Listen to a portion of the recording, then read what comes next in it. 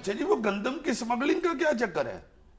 گزشتہ ہفتے ہم نے گندم کی سرکاری خریداری میں ہونے والی بے ضابطگیوں کی طرف توجہ دلائی تھی، جس میں ہم نے پٹواریوں کا اور مڈل مین کا بھی رونا رویا تھا.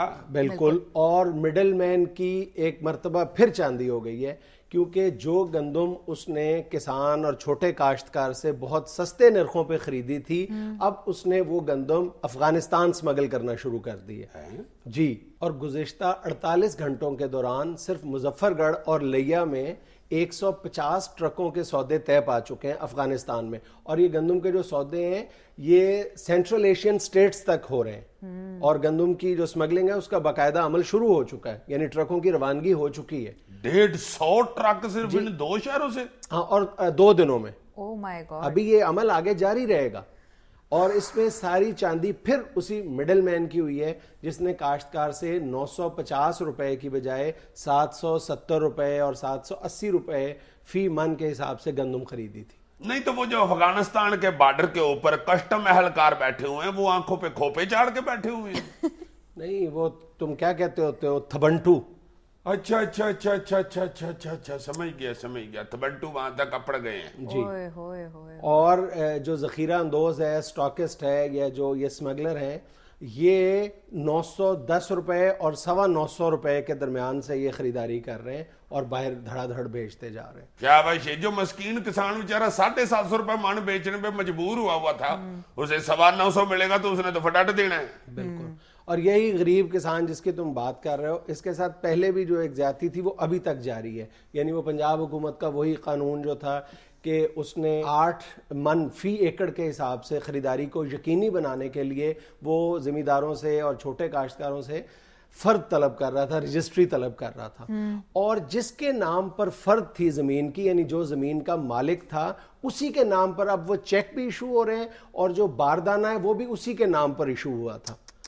یعنی اب جو چھوٹا کاشتکار بیچارہ، اس کے نام پر تو زمین نہیں تھی نا، اب اس کی جو فصل ہے اس کا چیک اس کے نام پر جاری ہوا ہے جس کی زمین تھی. اب وہ جو بڑا زمیندار ہے وہ چھوٹے کاشتکار کو وہ چیک دینے کے لیے یا وہ رقم دینے کے لیے اس کو بلیک میل بھی کر رہا ہے. کیا بھائی، مسکین کسان تو مارا گیا یار، مارا گیا بیچارہ. یار کیا ظلم ہو رہا ہے دیکھو ہمارے ملک میں، اور کوئی پوچھنے والا نہیں. ظلم بھی ہو رہا ہے اور بے ایمانی بھی ہو رہی ہے. یہ جو پہلے بارش نہیں ہوئی جس کی وجہ سے ہماری فصل کم ہو گئی تھی، بالکل وہ ہاف رہ گیا تھا. اس کے بعد اب ایک بارش ہوئی ہے تو پاسکو نے اس کو بھی اپنی کمائی کا ذریعہ بنا لیا. اب یہ جو سرکاری اہلکار ہیں، یہ جو بڑے سٹاکسٹ ہیں، ان سے جو، یا مڈل مین ہے، ان سے جو گندم خرید رہے ہیں وہ ٹرالیوں پہ لدی ہوئی تھی، اور جب بارش ہوئی ہے تو اس کا اگر ایک بوری کا وزن 100 kg تھا تو وہ بڑھ کے 108 اور 110 kg ہو گیا. بارش اوپر پڑنے سے، بارش سے پانی کا وزن بھی. اب اگر یہ کوئی چھوٹا کاشتکار پاسکو کو دینے جاتا ہے تو وہ فوراً ریجیکٹ کر دیتے ہیں اس گندم کو. لیکن چونکہ وہ معاملہ وہی جو تھبنٹو والا معاملہ وہ یہاں پہ انوالو ہے، اس لیے وہ 100 من کی بوری پانی سمیت، یعنی پانی لگنے کے بعد، بارش کے بعد 108 kg اور 110 kg پاسکو خرید رہا ہے آرام سے. یعنی وہ جو پانی چوسا ہے گندم نے اس کے بھی پیسے دے رہا ہے پاسکو کو. وہ گندم خراب ہو چکی ہے پھر بھی پاسکو خرید رہا ہے. یہ ہم نے گزشتہ کئی سالوں سے دیکھا ہے کہ جب یہ گندم کی سمگلنگ کا سلسلہ ایک بار شروع ہو جاتا ہے تو پھر رکنے کا نام نہیں لیتا، پھر اس کو کنٹرول کرنا بہت مشکل ہو جاتا ہے. لیکن اگر شروع میں ایسی پالیسی اپنائی جائے کہ گندم سمگلر کے ہاتھ میں نہ پہنچے تو پھر اس کو کنٹرول کرنا قدرے آسان ہے.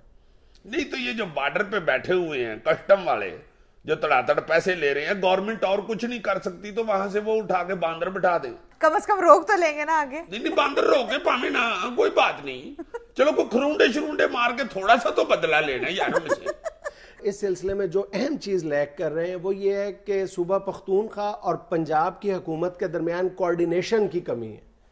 اگر وہ اس دفعہ مؤثر بنا لی جائے اور جس میں کوئی بڑی رکاوٹ نہیں سمجھ آتی تو میرا خیال ہے کہ اس مسئلے پر اس دفعہ قابو پایا جا سکتا. نہیں واقعی اس سارے مسئلے میں پختونخوا کے وزیر اعلیٰ صاحب کو بھی سخت نوٹس لینا چاہیے اور پنجاب کے وزیر اعلیٰ صاحب کو بھی. دونوں رل کے وہاں سے کسٹم حکام جتنے بھی ہیں کرپٹ قسم کے، ان کو اٹھا کے لے ہیں. جو وہ تھبنٹو لے رہے ہیں نا، ان کو وہاں بٹھا کے نا کرسی پہ تو کسنٹو مارے پکڑ کے. اور اگر وہ نہ مانے نا تو مار کے گسنٹو ان کے ددنٹو توڑ دے.